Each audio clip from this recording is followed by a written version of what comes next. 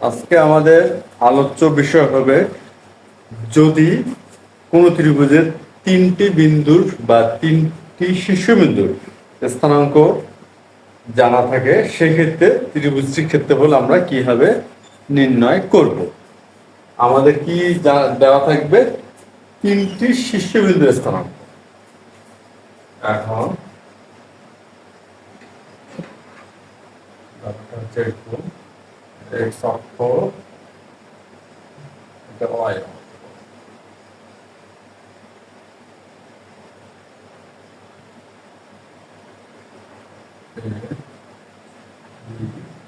C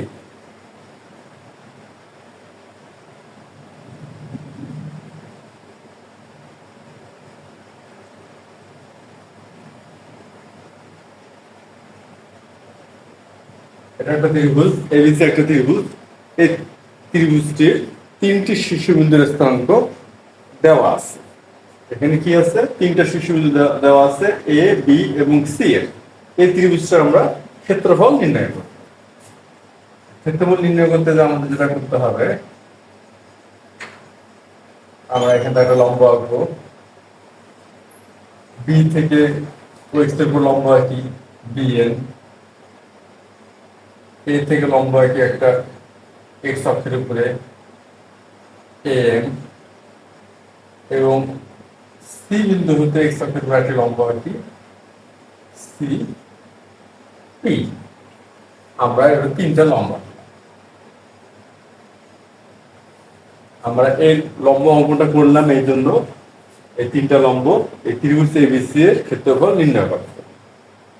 এখন যদি আমরা দেখি যে এ বি, এখন দেখি যে A A B N N P C P C বহুভুজ। এখন আমরা এখানে দেখছি যে আমরা এই তিনটা লম্ব অঙ্কন করাতে আমরা কি পাইলাম? এ বি এন পি সি একটা বহুভুজ পেলাম। এখন বহুভুজ এর ক্ষেত্রফল, এখন এই বহুভুজের ক্ষেত্রফল কি হবে? এই বহুভুজের ক্ষেত্রফল হবে, এই এখানে একটা ত্রিভুজ আছে, ত্রিভুজ এবিসি, ত্রিভুজ এবিসি এর ক্ষেত্রফল, ত্রিভুজ এবিসি এর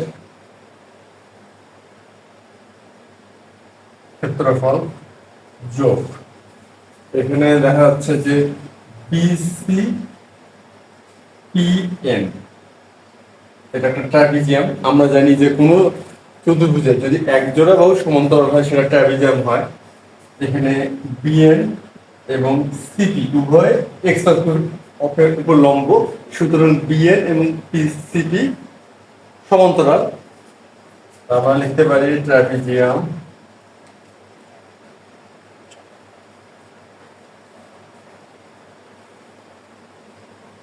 ট্রাপিজিয়াম বিএন পি সি এর ক্ষেত্রফল। আমরা এটা লিখতে পারি। তো আমাদের কি হচ্ছে যে এই বহুভুজের ক্ষেত্রফল আমরা কি করতে পারি? এই বহুভুজের ক্ষেত্রফল হতে পারে ত্রিভুজ এবিসি এবং ট্রাপিজিয়াম বিএন পিসি এর ক্ষেত্রফলের সমষ্টি, এটা হতে পারে। আর যদি আমরা একটু অন্যভাবে বিষয়টা দাঁড় করাই, যেমন কি হবে, এখানে দেখা যাচ্ছে যে এ বি এন এম, এটাও তো হতে পারে এ বি এন এম ট্রাপিজিয়াম,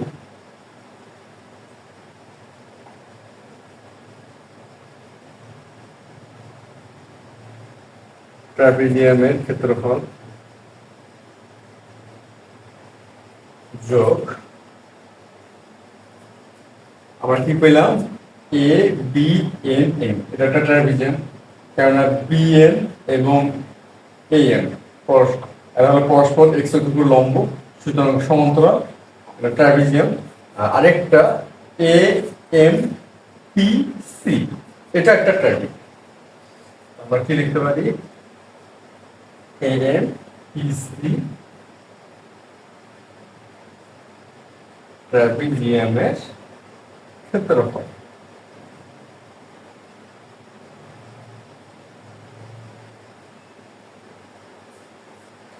আমরা কি পেলাম? যে এই যে বহুভুজটা আমরা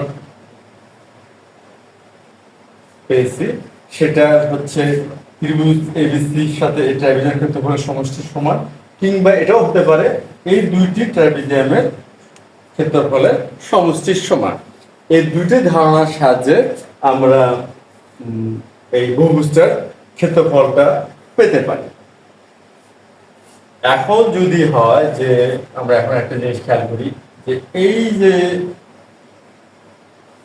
ত্রিভুজের সাথে ট্রাপিজিয়ামের ক্ষেত্রফল সমষ্টি এবং এই ট্রাপিজিয়াম দুটোর ক্ষেত্রফলের সমষ্টি, এই দুটোই হচ্ছে এই বহুভুজটির ক্ষেত্রফলের সমান। সুতরাং আমরা এখন বলতে পারি যে এই ত্রিভুজের ক্ষেত্রফল এই ট্রাপিজিয়ামের ক্ষেত্রফলের সমষ্টিটা এই ট্রাপিজিয়াম দ্বয়ের ক্ষেত্রফলের সমষ্টির সমান হবে। আমরা এখন এটা বলতেই পারি। সুতরাং কি হচ্ছে? অতএব ত্রিভুজ এবিসি এর ক্ষেত্রফল যোগ ট্রাপিজিয়াম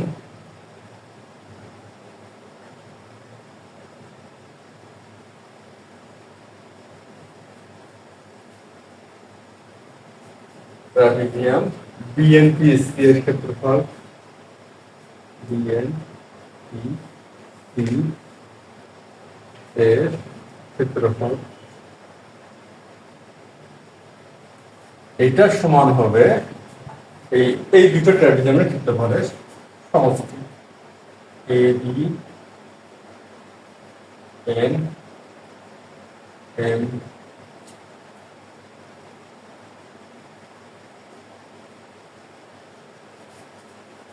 ট্রাপিজিয়ামের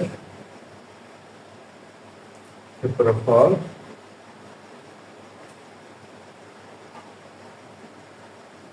যোগ এ এম পি সি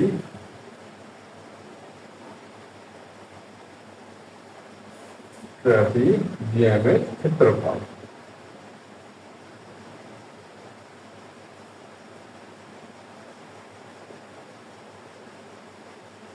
আমরা এটা বলতেই পারি।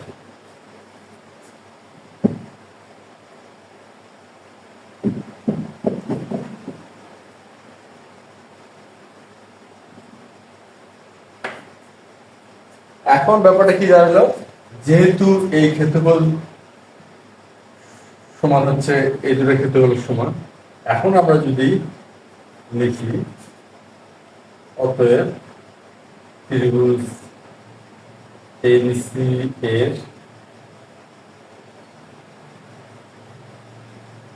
ক্ষেত্রফল সমান, এই ট্রাপিজিয়াম দুটির ক্ষেত্রফলের সমষ্টি থেকে এই ট্রাপিজিয়ামের ক্ষেত্রফল যদি আমরা বাদ দেই, ত্রিভুজ এবিসি এর ক্ষেত্রফল পাবো। আমরা লিখি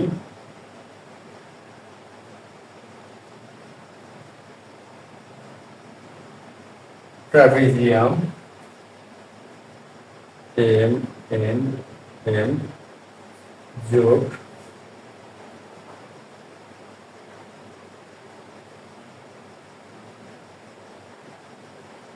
trapezium A M P C বিয়োগ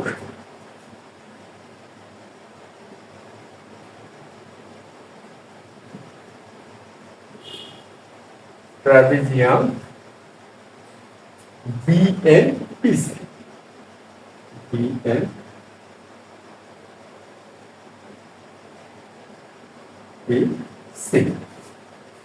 আমরা এটা লিখতে পারি যে এই ট্রাপিজিয়াম দুইটির ক্ষেত্রফলের সমষ্টি থেকে যদি আমরা এই ট্রাপিজিয়াম বিএনপিসি বাদ দিয়ে ত্রিভুজ এবিসি এর ক্ষেত্রফল পাবো। আমরা একটু চিত্র দেখি, তাহলে বিষয়টা আরো পরিষ্কার হবে। আমরা এই ত্রিভুজটার ক্ষেত্রফল বের করতে যাচ্ছি। আমরা কি করতে যাচ্ছি? এই ত্রিভুজটার ক্ষেত্রফল বের করতে যাচ্ছি। তাহলে আমরা কি করব? এই যে ট্রাপিজিয়ামটা, এই ট্রাপিজিয়ামের ক্ষেত্রফল যোগ করব এই ট্রাপিজিয়ামের ক্ষেত্রফল। সুতরাং আমরা এই পুরো সম্পূর্ণ ক্ষেত্রটার ক্ষেত্রফল পেয়ে যাচ্ছি। এখান থেকে যদি আমরা এই ট্রাপিজিয়ামের ক্ষেত্রফলটা বাদ দেই, আমরা ত্রিভুজ এবিসি এর ক্ষেত্রফলটা পাবো, যেটা আমরা এখানে গাণিতিকভাবে দাঁড় করালাম। এখন আমরা তো জানি যে ত্রিভুজের ক্ষেত্রফল কি? হাফ গুণ ভূমি গুণ উচ্চতা। আর ট্রাপিজিয়ামের ক্ষেত্রফল কি? যে হাফ গুণন সমান্তরাল বাহুদ্বয়ের সমষ্টি গুণন সমান্তরাল বাহুদ্বয়ের মধ্যবর্তী দূরত্ব। এটা হচ্ছে ট্রাপিজিয়ামের ক্ষেত্রফল। এখন যদি আমরা সূত্রটা এখানে প্রয়োগ করি এবং গাণিতিকভাবে ক্যালকুলেশন করি, সেই ক্ষেত্রে আমরা খুব সহজে ত্রিভুজ এবিসি এর ক্ষেত্রফলটা পেয়ে যাব।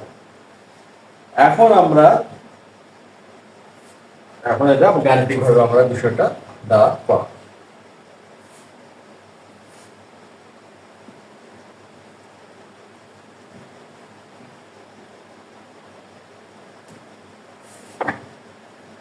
এখন আমরা লিখবো ত্রিভুজ এ বি সি এর ক্ষেত্রফল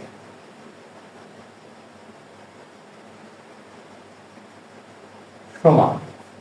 এখন এখানে আমরা কি পেয়েছি? ট্রাপিজিয়াম এ বি এন এন।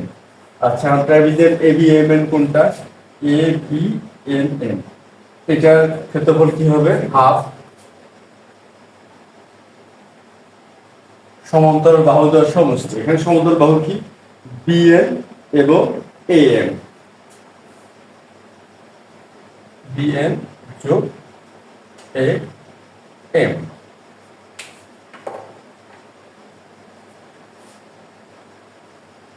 গুণন সমান্তরাল বাহুদের মধ্যবর্তী দূরত্ব, এটা হচ্ছে এন এন এম যোগ হাফ। এখন হচ্ছে ট্রাপিজিয়াম এবিপিসি। এবিপিসি দেখি, এ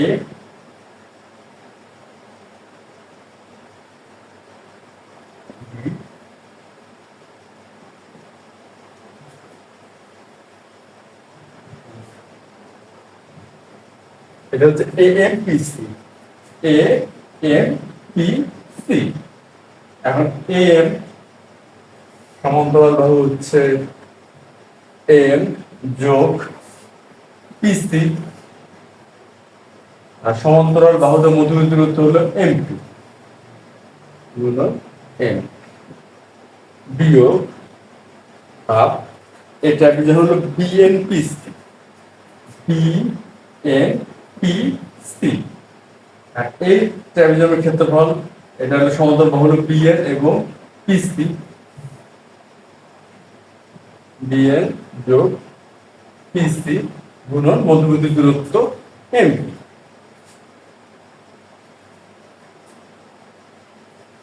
বিএনপিসি বিএনপিসি বিএনপিসি এম। এই হচ্ছে আমাদের তিনটি ট্রাপিজিয়ামের ক্ষেত্রফল।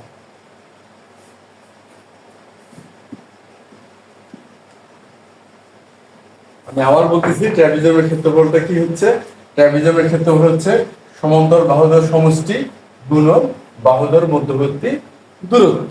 আমরা আরেকবার চেক করি বা বিষয়টা খেয়াল করি। বিএন এএম বিএম এএম মধ্যবর্তী দূরত্ব এনএম। এটা হচ্ছে আমাদের এ বি এন এম এর ক্ষেত্রফল। এরপর হচ্ছে এ এম পিসি এর ক্ষেত্রফল। এটার সমতল বাহু হচ্ছে এম এবং পিসি। এম এবং পিসি মধ্যবর্তী দূরত্ব হচ্ছে এমপি, মধ্যবর্তী দূরত্ব এমপি। এরপর হচ্ছে ট্রাপিজিয়াম বিএন পিসি এর ক্ষেত্রফল। সমতল বাহু কি? বিএন এবং পিসি। বিএন পিসি মধ্যবর্তী দূরত্ব এনপি এন। তো এখানে আমরা সূত্রটা প্রয়োগ করলাম এবং তিনটা ত্রিভুজের ক্ষেত্রফল এর সূত্র মোতাবেক লিখলাম। এখন আমরা দেখি যে বিএন সমান কি। এখন আমরা বের করব বিএন সমান। এখন আমরা দেখি চিত্রে বিএন। এখন বিএন সমান কি হবে? আমরা জানি যে বি বিন্দু স্থানাঙ্কটা কি? X up two Y sub X up two Y sub আর ওয়াই সাব টু কি হবে? ওয়াই অক্ষ বরাবর দূরত্ব, সুতরাং বিএন সমান হচ্ছে ওয়াই সাব টু। এখানে আমরা ওয়াই সাব টু। এরপর আছে হচ্ছে এএম। এএমটা দেখি আমরা, এএম এটা হবে ওয়াই সাব ওয়ান। অনুরূপভাবে এ এম হচ্ছে ওয়াই ওয়াই সাব ওয়ান। এই গেল আমাদের বিএন আর এম। এখন হলো N M. N M N M সমান কি হবে? এখন এম এন সমান লিখতে পারি ও এম থেকে ও এন বা বিয়োগ। এখন ও এম কি? ও এম, আচ্ছা ও এম হচ্ছে এক্স অক্ষ, মানে মূল বিন্দু থেকে এক্স অক্ষের দিকে দূরত্ব। তাহলে এক্স অক্ষের দূরত্ব হলো এ বিন্দুর এক্স স্থানাঙ্ক X one, X sub one. আর ও এন অনুরূপে ও এন হবে X sub two, X sub two. আমরা পেয়ে গেলাম বিএন, এএন এবং এনএম মান। আমরা এখন এটা লিখে ফেলতে পারি। আর y sub 2 y sub 1 n m x sub 1 minus x sub 2।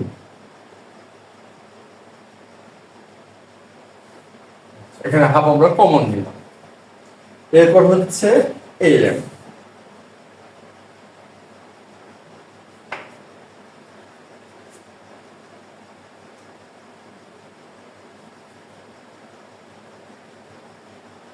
M M এখন আমরা এম এন দেখি। এম এন, আচ্ছা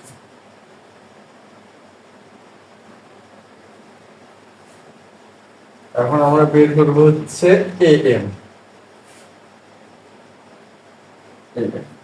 এখন A M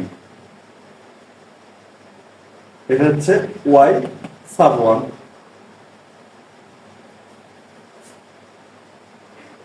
Y sub one. আর এটা হচ্ছে পিসি। পিসি কি হবে? PC Y sub three, PC Y sub three. আর হচ্ছে এমপি। এমপি কি হবে? এমপি আমরা এখন এমপি বের করে নিই। এমপি হচ্ছে ওপি বিয়োগ ওএম। ওপি সমান কি হবে? সি বিন্দুর এক্স স্থানাঙ্ক। আর ওএম, ওএম হবে এ বিন্দুর এক্স স্থানাঙ্ক। আমরা পেয়ে গেলাম। এখন আমরা বের করব বিএন। বিএনটা দেখি। বিএন ওয়াই সাব টু আর হলো পিসি। পিসি আমরা বের করছি ওয়াই সাব থ্রি আর হলো এনপি। এনপি সমান কি হবে? এনপি ওপি থেকে ওএন বা ওপি হচ্ছে সি বিন্দুর এক্স স্থানাঙ্ক আর ওএন হচ্ছে বি বিন্দুর এক্স স্থানাঙ্ক।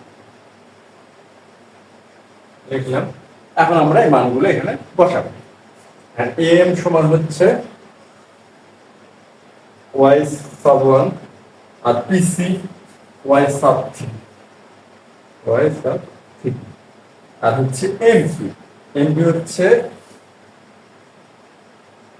এক্স সাব থ্রি মাইনাস একটা বিয়োগ বিএন কি? বিএন হচ্ছে ওয়াই সাব টু, আর পিসি পিসি হচ্ছে ওয়াই সাব থ্রি, জন্য হচ্ছে এনপি, আর এনপি হচ্ছে X sub three, X sub two.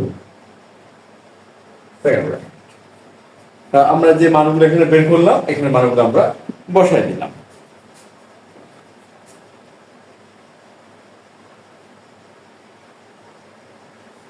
এখন আমরা যদি এটা স্বাভাবিকভাবে যে আমরা বীজগণিতের গুণটা করি সেটা করতে পারি। বীজগণিতের গুণ যে নিয়মে আমরা বীজগণিতের গুণ করি সেই গুণটা করলে খুব সহজভাবেই আমাদের ত্রিভুজ এবিসি এর ক্ষেত্রফলটা চলে আসবে। এখন আমাদের গুণটা করতে হবে।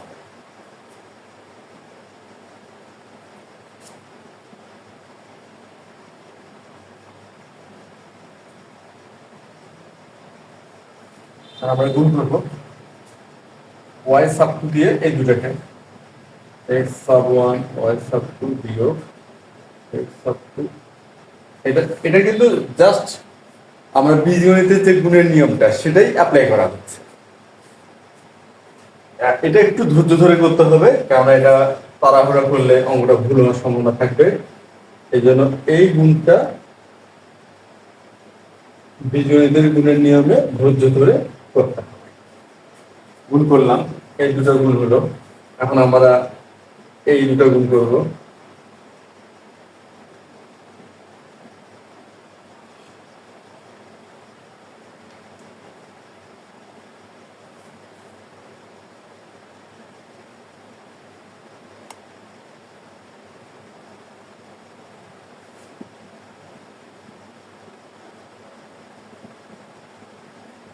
বিয়োগ।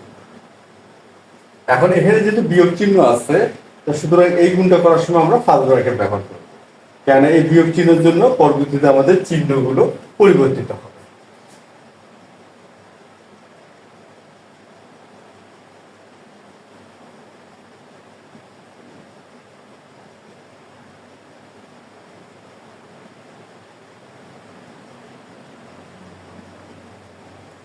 এইটা গেল আমাদের গুণ।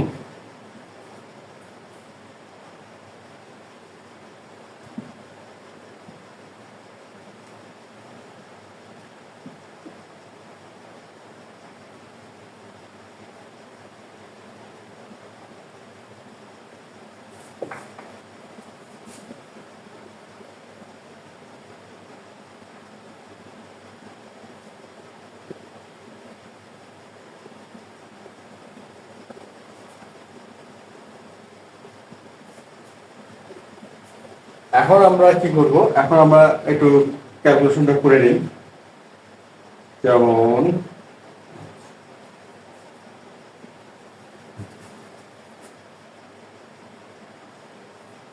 এখন আমরা এখানে দেখি যে কিছু আমরা একটু খেয়াল করি, X sub one Y Y sub one, আর এইখানে X sub one Y sub one আছে, একটা প্লাস একটা মাইনাস, সুতরাং এই দুটো জিরো হয়ে গেল। আচ্ছা, এখন আবার খেয়াল করি যে এইভাবে আর কিছু যোগ বিয়োগ করে জিরো হবে কি না। আমরা দেখি এই মুহূর্তে মনে হয় আর এরকম কিছু পাওয়া যাচ্ছে না,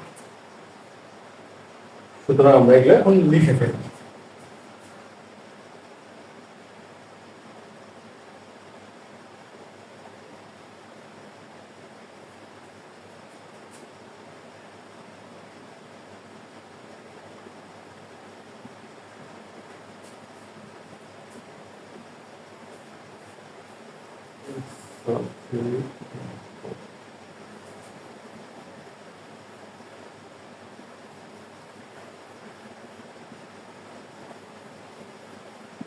এখন এই যে ব্র্যাকেটের ভিতরে যেটা আছে, যেহেতু এখানে মাইনাস চিহ্ন আছে, সেক্ষেত্রে আমরা কি করব, প্রতিটা চিহ্ন পরিবর্তিত হবে।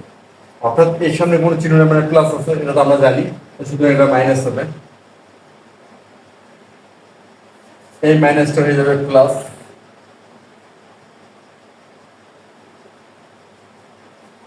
প্লাস, এই প্লাসটা হয়ে যাবে মাইনাস, আর এই যে মাইনাসটা হয়ে যাবে প্লাস।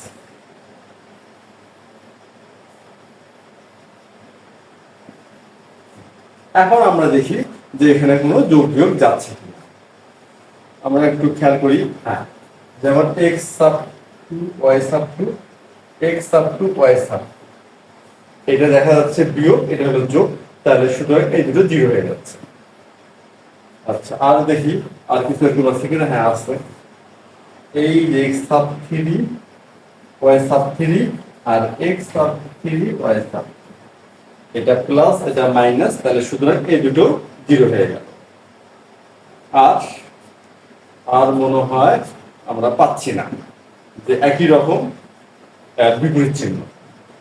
যদি একই রকম রাশি হয় এবং বিপরীত চিহ্ন বিশিষ্ট হয় দুটি রাশি, সুতরাং তাদের যোগফল জিরো হবে। আর বাকিগুলো আমরা লিখে ফেলি।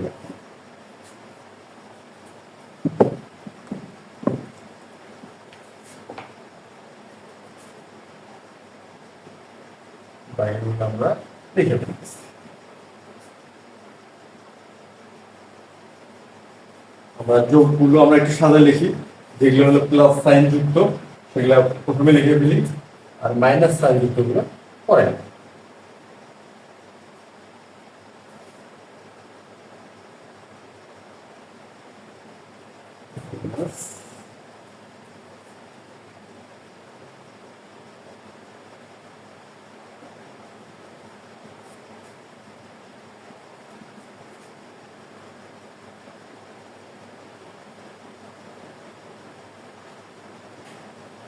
আমরা লিখে ফেললাম আমাদের অবশিষ্ট রাশিগুলো, যেগুলো যোগ বিয়োগ হয়ে জিরো হয়ে গেল সেগুলো বাদ দিয়ে বাকিগুলো লিখে ফেললাম। এখন আমরা একটা বিষয় খেয়াল করি, এই যে আমাদের যোগ চিহ্ন গুলো আছে,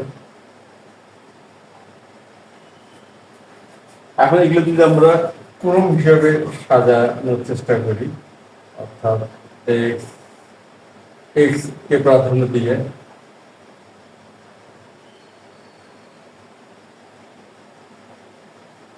সাজানোর চেষ্টা করলাম, আর ঋণাত্মক সাইন যুক্তগুলো আমরা ওয়াই কে প্রাধান্য দিলাম।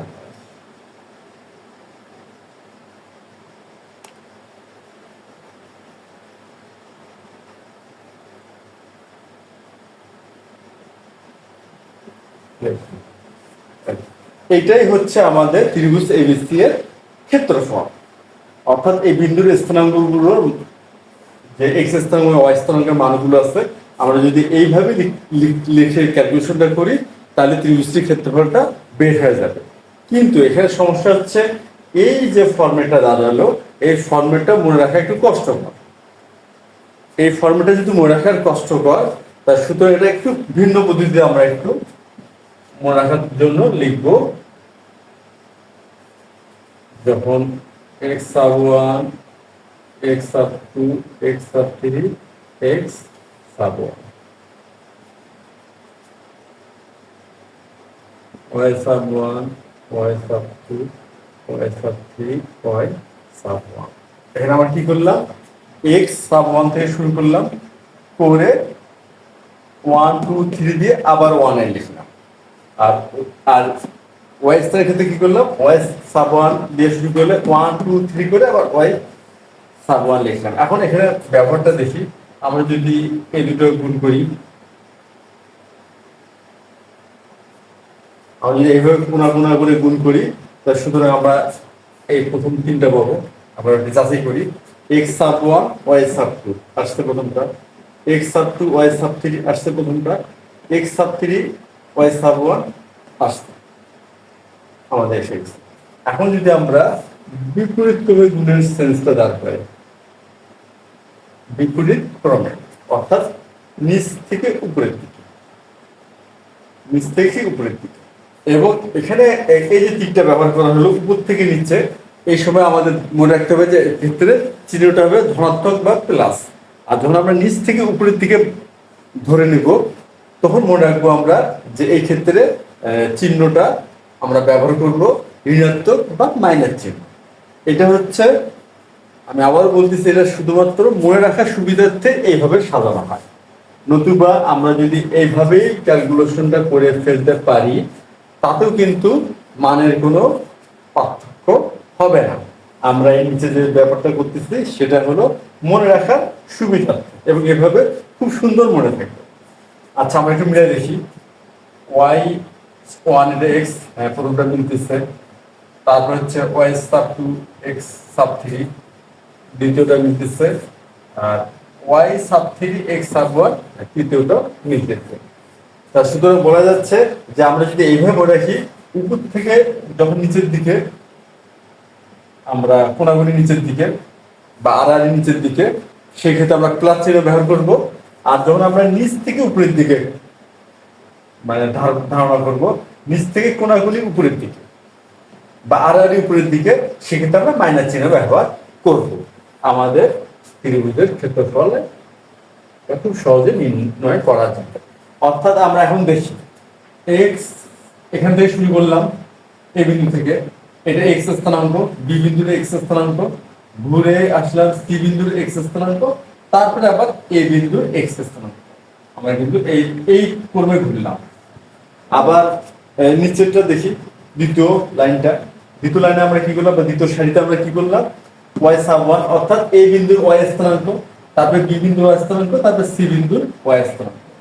আমরা ঘুরলাম কোন দিক দিয়ে, বা বিন্দুগুলো স্থাপিত হলো কোন পাশ দিয়ে, ঘড়ির কাঁটার বিপরীত দিক দিয়ে। আমরা বিন্দুগুলো কিভাবে বসাইলাম, ঘড়ির কাঁটার বিপরীত দিকে